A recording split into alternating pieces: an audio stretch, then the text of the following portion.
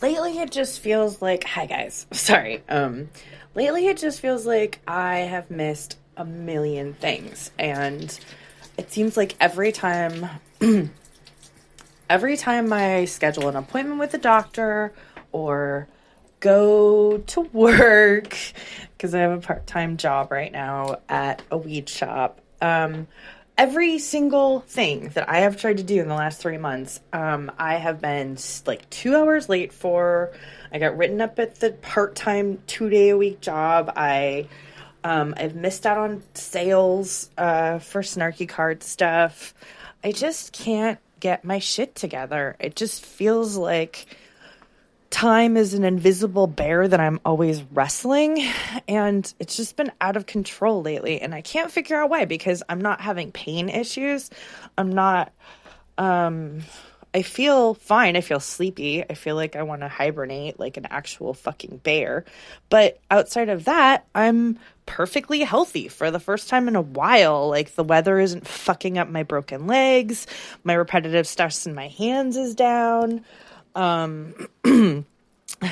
Like, it's helped to get regular, like, medical care the last couple of years, but I'm finally fine. It's winter and I'm fine. And I cannot fucking get anything together. I can't complete a project. I can't, the only reason that you guys are actually listening to me right now is because I don't edit this for shit. I just record something and then I think of a name and I press share, like, if it required any kind of like follow-up for this project, it would be dead in the water. And even then, I feel like I've been doing this in fits and starts, this whole Elisa's thought of the day thing. And often it turns into like a million thoughts of the day, which is why my shrink was like, well, your sister and your brother have ADHD, and I've been wondering if your medication's been off for a couple of months. And I was like, oh yeah, you've definitely been hinting at that. That is totally true. So, I made an appointment with one of my doctors, and I actually like made a monumental effort to show up for it, and I did it. And I'm putting all these like processes in place, to trick myself into getting places on time. But it's just that it just feels like my inability to show up places and do things and go from one task to another, release myself from one task to another and direct myself. All the energy that I had that was like, went into like finishing my first book and finishing 2 different calendars the last 2 years, right? Like all of that, inner drive just seems like it's petered out, and I've just been freaking out about it. So I talked to my friend Arlette. She's an ADHD specialist in that she has like super hard ADHD, and she always has. As long as I've known her, she's been wrestling with it, and like not quite as bad as my brother and sister who had a hard time graduating, from junior high and high school. Like, school was like uber hard for them to figure out. Like, I didn't have problems like that, but in times in my life where I'm in crisis, like every time I remember having like an emotional breakdown, my ADHD would ramp up and my inability to show up would ramp up. And I just thought I was just being an extra asshole, but I took some quizzes and ADHD looks likely. Anyway, so I've been all bummed out and butthurt about that for the last week, that I have ADHD. And Arlette was like, my best friend, who has been fighting ADHD the whole time that I've known her. She said, well, look, you've already had it for this whole time. Now you just can figure out you've been holding the map upside down, and you can think, oh, there's probably a reason why I'm having a hard time doing this task, instead of just that you're an asshole. Which was kind of nice to hear, that maybe I'm not as big of an asshole as I think I am. And then I talked to my other best friend, Tyler, and he was like, we've already had this conversation. I was like, what do you mean? And he's like, okay, you weren't living in this house, you were living in the other place in Capitol Hill. And I was like, that was 7 fucking years ago. How do you remember a conversation we had 7 years ago? He's like, it helped that I dealt with my shit. Then my memory got better. And I was like, ooh, somebody's dealt with his trauma. Ooh. So he was like, yeah, you had this conversation. You figured this out already when you were living in that house, that you had ADHD, and just like your sister, because I remember, because then you were like, but back then you were like anti-medication. 2 or 3 years ago, when my broken legs and my repetitive stress in my arms got out of control, I was just like, all right, I'm going to take all the drugs now.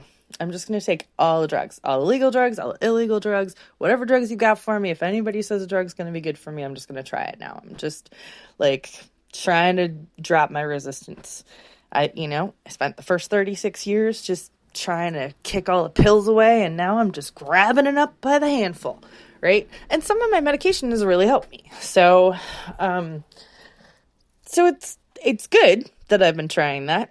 And as for illegal drugs, I mean, I don't think I've had anything but marijuana in years, if not decades. So, pretty much just as prescribed. I'm not like a pill hound or anything.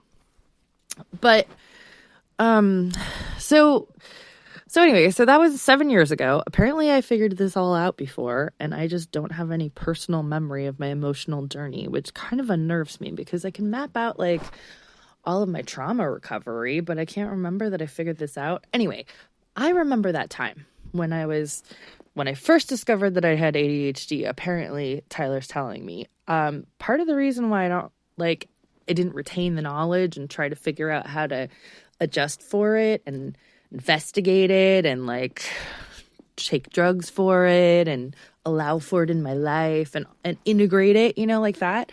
Like part of the reason why I didn't do that is because at that time, I had just started like shitting my pants a lot because I was allergic to gluten and I didn't know. And I still had a really recently broken leg, so I really wasn't walking that well. And let me tell you, when you can't walk and you're having problems shitting, it really sucks to have a toilet that is shared with like 6 other people. So, yeah, that was the first time I was like, I believe I want to live alone. I always thought that if I lived alone, I'd be serial killed. But now, in retrospect, I also believe that, the statistics are that if you're a woman and you live with a man, like you're 75% more likely to be murdered, right? So I guess in my head, I was just always going to be murdered. Yeah, I don't know. Anyway, at this point, right? Like if I'm having like a super shitty day, like in that like actual shit sense, I live by myself. It's fine. I can just hang out in there. The cats don't mind. So all of that would take up maybe less of my brain space at this point in my life.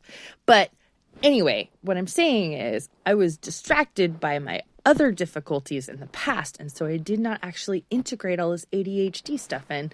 And, like I said, I've been really butthurt the last couple of days about it. Just like it's one more thing I have to figure out how to manage, and it just fucking sucks. But then Arlette wrote me, she was like, okay, but, she's like, the other day, I decided to ride around my neighborhood and pick up all these pallets. She lives in Oakland. She's like, and figure out how to make furniture out of pallets, because that's another good thing that ADHD gives you, is that hyper focus. She's like, I didn't know how. I just taught myself, because that's kind of the creative, brilliant sparkiness and excitement of ADHD, is that you can zone in really, really hard on stuff.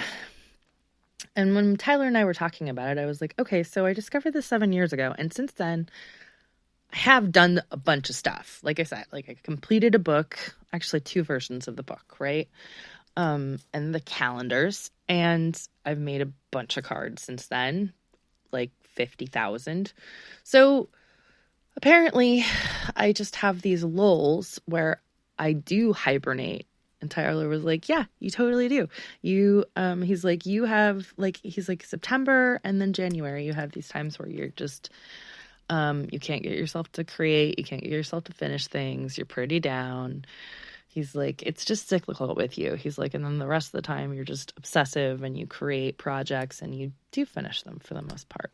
So anyway, I got a whole bunch of jewelry that I ordered for myself in the mail, and including a ring that says fuck off, which I think is really cool.